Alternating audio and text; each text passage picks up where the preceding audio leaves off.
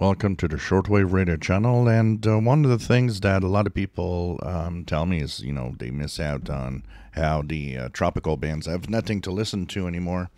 And it's actually far from the truth. The problem is we're accustomed, if you've been listening for a long time, to tropical bands that have powerful stations that were all across the bands from Europe and from Africa and from South America, Central America.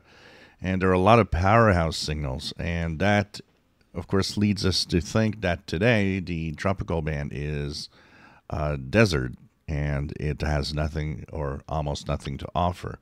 But if we take a close look at the tropical band of 60 meters, roughly I put it from 4,700 all the way to 5,100, somewhere there.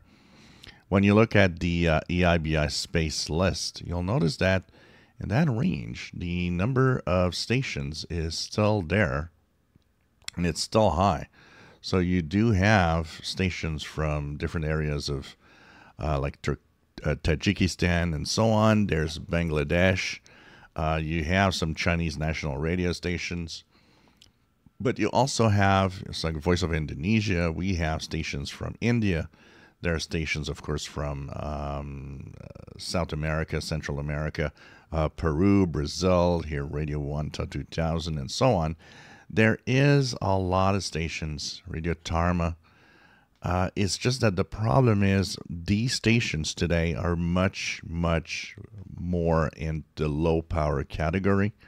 Makes it more difficult to actually hear them. But Peru, Colombia, Brazil, lots of stations, and a lot that are not even listed here.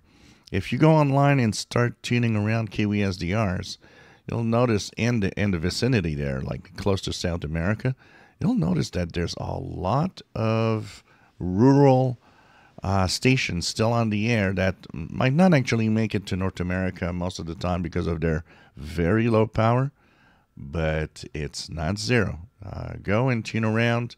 If you have quiet conditions and real long wires, check out the bands regularly at night because you could be surprised. And there's stations that pop up here and there all the time.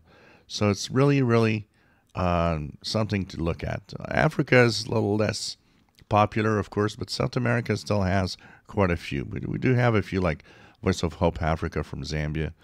There's the Voice of America relays from Sao Tome, from Botswana, and so on that are there. But there's quite a few little things that you can tune around. Do check it out. I think it's totally worth it to go and tune around these frequencies. And if you don't have success at your home because of high noise, you can, of course, go online and try some of the KWSDRs. You'll be surprised. Still quite a few stations there.